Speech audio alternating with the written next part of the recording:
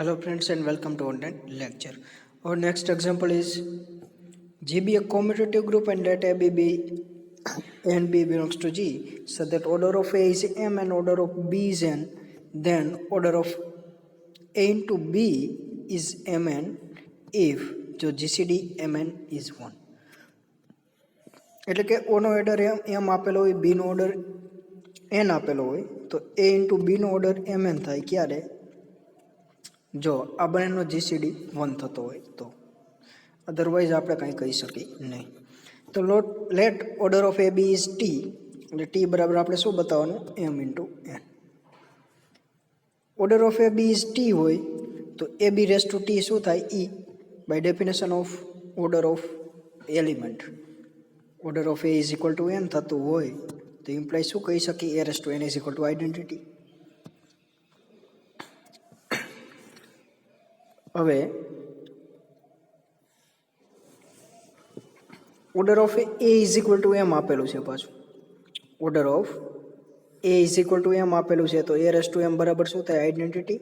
અને order of B is equal to N આપેલું તો બી raise to N is equal to identity. તો identity is equal to આ લખી શકીએ, એ raise to M is equal to B raise to N, કેમ કે order of બી આપણે એન આપેલો છે.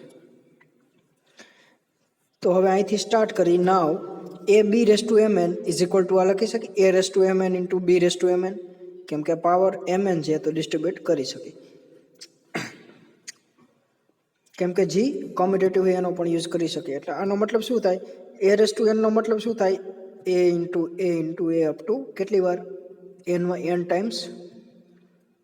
એ જ રીતે A B raise to M N એનો મતલબ શું થાય? એ બી કેટલી વાર? A B M N times. હવે આપણે જોઈએ શું? A raise to M N પાછું જી કોમ્યુટેટિવ આપેલું છે તો આ બંને ઇન્ટરચેન્જ કરી શકે, એટલે એ બી પછી આ એલિમેન્ટ એ બી. એ જ રીતે હવે આ બે કોમ્યુટેટિવ છે તો એ બી એમનો અહીંયા થશે એ બી. હવે આ બંને કોમ્યુટેટિવ છે એટલે એ એવી રીતે બધી એ વાળી પેર ભેગી કરો અને બી વાળી પેર ભેગી કરો તો કેટલી ટર્મ થશે? એ વાળી પેર એમ એન, કેમ કે ટોટલ એ બીની પેર એ બી એવા એમ એન ટાઈમ્સ છે. તો એ વાળી બધી પેર કેટલી વાર? એમ એન વાર હશે અને બી વાળી બધી પેર એમ એન વાર હશે. તો આ કહી શકો A raise to M N into B raise to M N. હવે is equal to A raise to M raise to N into B raise to N raise to M. હવે એ raise to m બરાબર identity, કેમ કે order of એ બરાબર શું છે? એમ છે તો એ રેસ ટુ એમ બરાબર આઈડેન્ટિટી, અને ઓર્ડર ઓફ બી બરાબર એન છે તો બી રેસ ટુ એન બરાબર આઈડેન્ટિટી. તો આઈડેન્ટિટી રેસ ટુ એન અને આઈડેન્ટિટી રેસ ટુ એમ એ આઈડેન્ટિટી થાય. તો શું મળ્યું? A raise to M N is equal to identity. હવે એ રેસ ટુ એમ એન બરાબર આઈડેન્ટિટી હોય, a B raise to M N is equal to identity હોય તો ઓર્ડર ઓફ એમ એન શું થાય? ઓર્ડર ઓફ એ બી શું થાય? M N. So order of AB is equal to M n. Next is AB raised to Mn is equal to T છે and order of AB બરાબર T છે. તો by example 18 શું થશે? T divides Mn. કેમ કે order of એ જો n હોય અને a રેસ ટુ m બરાબર આઈડેન્ટિટી હોય તો n ડિવાઇઝ m થાય, એટલે કે એનો ઓર્ડર હોય એને ડિવાઇઝ કરે આ એલિમેન્ટ જે પાવર હોય એ. હવે આપણે આ બતાવી દઈએ mn ડિવાઇઝ ટી, તો T is equal two mn થઈ જાય, કેમ કે ટી ડિવાઇઝ mn આપણે બતાવ્યું. હવે mn ડિવાઇઝ ટી બતાવી દઈએ તો શું થાય? બંને એલિમેન્ટ સરખા થઈ જાય તો mn is equal to t, જે આપણે બતાવવાનું છે. So order of A B is equal to t એ આપણે લીધું હતું. તો order of A B is equal to t હોય તો એ બી રેસ ટુ ટી બરાબર આઈડેન્ટિટી થઈ by definition of order. That implies અને ઇઝ ઇક્વલ ટુ આ લખી શકીએ એ raise to t b raise to t, કેમ કે એ બી કેટલી વાર હશે? T times. સો એ પણ ટી ટાઈમ્સ હશે અને બી પણ ટી ટાઈમ્સ હશે. So a raise to T into B raise to T અને જી ઇઝ કોમ્યુટેટિવ. તો એ આપણે કહી શકીએ. હવે by left cancellation law a raise to t બરાબર b raise to minus t કહી શકાય. કેમ કે અહીંયા બંને ડાબી બાજુ b raise to minus t વડે મલ્ટીપ્લાય કરી, ડાબી બાજુ અને જમણી બાજુ, તો બી raise to minus t b raise to t એટલે આઈડેન્ટિટી. ડાબી બાજુ વધશે એ રેસ ટુ ટી અને જમણી બાજુ b raise to minus t. So બંને બાજુ પાવર એમ એપ્લાય કરી તો a raise to t m is equal to B raise to minus t m. That implies, હવે ઓર્ડર ઓફ એ શું છે? એમ છે. તો a રેસ ટુ એમ બરાબર identity. So a raise to t m બરાબર પણ identity. Raise to t is equal to identity. So આના is equal to identity થઈ ગયું. So that implies e is equal to e raise to minus t m. So બંને બાજુ બી T M વડે multiply કરી તો શું મળશે? બી ટી એમ બરાબર જમણી બાજુ થાય છે આઈડેન્ટિટી, કેમ કે b raise to t m અને b raise to minus t m એટલે identity. So b raise to t m is equal to identity.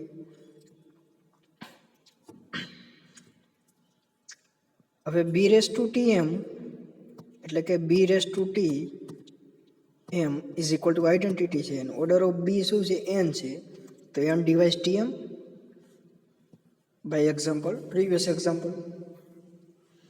સો મળી ગયું n divides t m. N divides t m હોય તો T device N, કેમ કે N device એમ છે.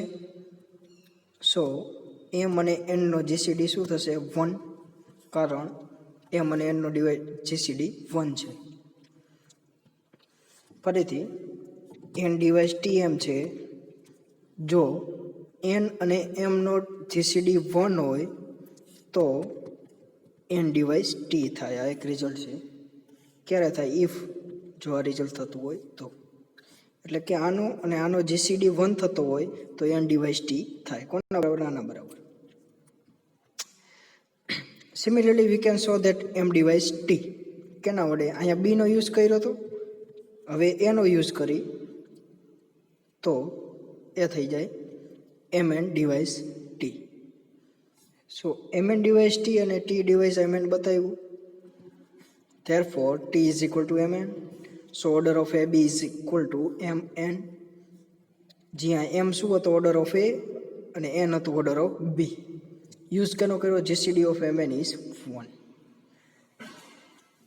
Next example. So that G is F1, F2 up to X6 is a group with respect to binary operation of composition. એટલે કે function આપેલા છે, 6 function આપેલા છે અને બાઇનરી ઓપરેશન કેવું આપેલું છે? ફંક્શનનું કમ્પોઝિશન મેપિંગ. વેર એટલે આ ફંક્શન કયા પ્રકારના છે એ પણ આપેલું છે. તો fi is from r minus 0 1 એટલે રિયલ લાઇનમાંથી 0 1 બાદ કરી નાખો. To r is a mapping for each I 1 less than equal to I less than equal to 6 defined as f1t t define કર્યું, f2t 1 divide by 1 minus t define કર્યું, f3t 1 divide by t અને 4t 1 minus t, f5 1 minus t divide by t અને f6 t divide by t minus 1. તો we saw G is group with respect to help of composition. એટલે conformal composition ટેબલથી આપણે prove કરી કે G group થશે. કેમ કે આપણે બતાવવાનું છે શું છે? G is a group, G be a group. તો F1નું અહીંયા કમ્પોઝિશન લઉં તો કમ્પોઝિશન કઈ રીતે ડિફાઇન કર્યા એ યાદ રાખજો. F1 ડિફાઇન કર્યું છે T. તો F1નું F1 સાથે કમ્પોઝિશન શું થાય? અહીંયા કમ્પોઝિશન F1નું F1 સાથે કમ્પોઝિશન શું થાય એ જોઈએ. તો F1 composition F1 is equal two of T. F1 T બરાબર શું આપેલું છે? T. પાછું F1 T બરાબર T. તો F1નું F1 સાથે કમ્પોઝિશન થશે F1. હવે F1નું F2 સાથે એટલે આઈડેન્ટિટી આમાં શું છે? F1 બન્યો, આઈડેન્ટિટી બનશે F1. કેમ કે F2 કમ્પોઝ F1 શું મળે એ તમારે અહીંયા લખવાનું ચોરસ બોક્સમાં. તો F1T બરાબર T છે, તો એ શું મળ્યું F2T, એટલે ફંક્શન બન્યું F2. તો આઈડેન્ટિટી શું થયું F1. તો આખી લાઈનમાં શું આવશે, જે ઉપરની આખી લાઈન હોય એ જ નીચે કોપી થાય. એ જ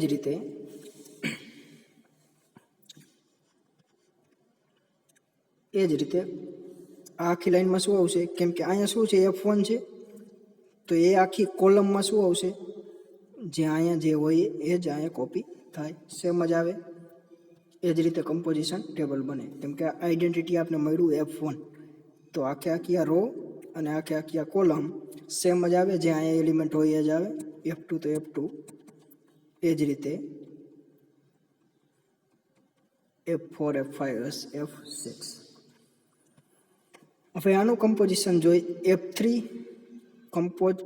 પહેલેથી સ્ટાર્ટ કરું. આ તો જોઈ લીધા, આ એલિમેન્ટ આપણે જોઈ લીધા. હવે બાકી ક્યારે F2 કમ્પોઝ F2. એટલે F2 કઈ રીતે ડિફાઇન કર્યું છે એ જોવું પડે. તો F2 આ રીતે ડિફાઇન કર્યું છે, એનું કમ્પોઝિશન F2 સાથે. તો F2 compose F2 of T is equal to F2 of F2T. એની વેલ્યુ શું છે 1/1 માઇનસ T, 1/1 માઇનસ T. એટલે F2 ઓફ 1/1 માઇનસ T, એટલે T ની જગ્યાએ શું મૂકવાનું 1/1 minus T. So is equal two 1/1 minus T ની જગ્યાએ શું મૂકવાનું 1/1 માઇનસ T. આનું સિમ્પ્લિફાય કરો એટલે શું આવશે,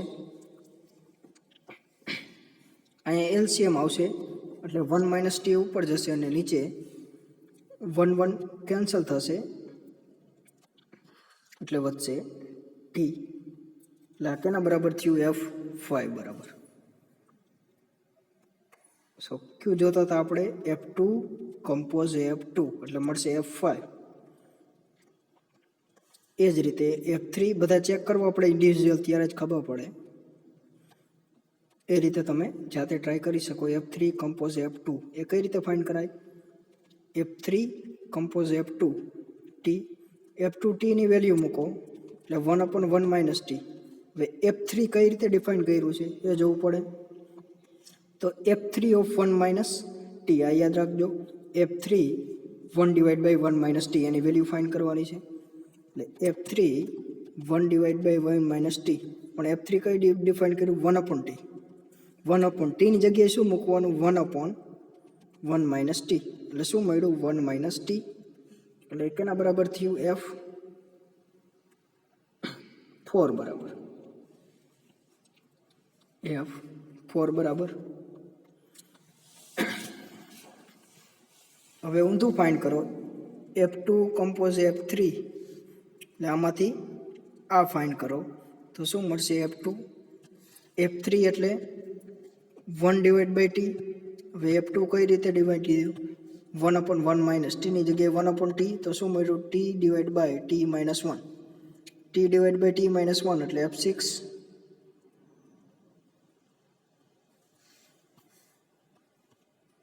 એટલે ખાલી કમ્પોઝિશન કરવાનું છે, એટલે અહીંયા શું આવશે F6.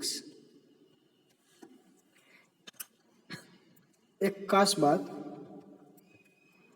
એક વાત ધ્યાનમાં લેવા જેવી કે જો તમે આમાંથી આ કમ્પોઝિશન કરતા હોય, એટલે આ પેલા એલિમેન્ટ ઉપાડતા હોય કમ્પોઝિશન F3, તો બધી પ્રોસેસમાં એ જ કરવાનું. એનો એલિમેન્ટ ક્યાં આવે અહીંયા F4 ની કોલમમાં, F3 ની રોમાં, F3 કમ્પોઝ F3, તો એ જ કરવાનું. અને આ એલિમેન્ટ લઈને આની હારે કમ્પોઝ કરતા હોય તો બધે એ જ કરવાનું. એકવાર તમે આ ઉપાડો F4 કમ્પોઝ F2, અને બીજી વાર તમે આમાંથી આ કરવું હોય ત્યારે F2 કમ્પોઝ F5 કરો, એમ ન ચાલે. એટલે પહેલાં તમે ક્યુ એલિમેન્ટ યુઝ કરો છો એ પરથી આધાર રાખે.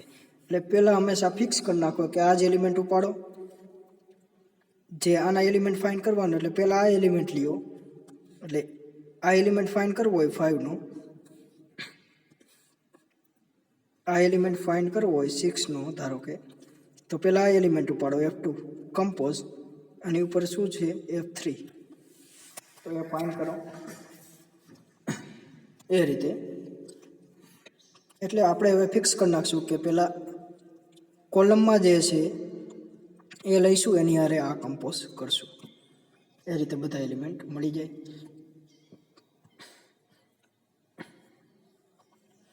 હવે આ કોમ્યુટેટિવ છે એ ચેક કરો. એટલે કે આની પ્રિન્સિપલ ડાયાગોનલ કઈ થાય? આ થાય પ્રિન્સિપલ ડાયાગોનલ. એની બંને બાજુ સરખા એલિમેન્ટ છે એ ચેક કરો. નથી, કેમ કે અહીંયા F3 ને અહીંયા F4, તો કોમ્યુટેટિવ નથી.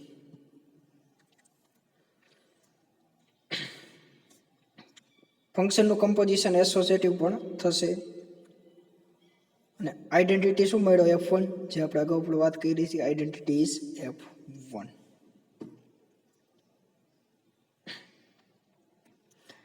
From the table, identity element of E is F1 is coming exactly once in each row and each column. એટલે આઈડેન્ટિટી હંમેશા બધી રોમાં અને બધી કોલમમાં હંમેશા એક અને માત્ર એક જ વાર આવે. So every element of G possesses unique inverse. એટલે બધા એલિમેન્ટનો કોઈ યુનિક ઇન્વર્સ મળશે. therefore G1, G2, G3 condition satisfy થાય છે. therefore G is a group. Klein 4 group એ આપણે નેક્સ્ટ લેક્ચરમાં જોઈશું. અને એક નવા પ્રકારનું ગ્રુપ છે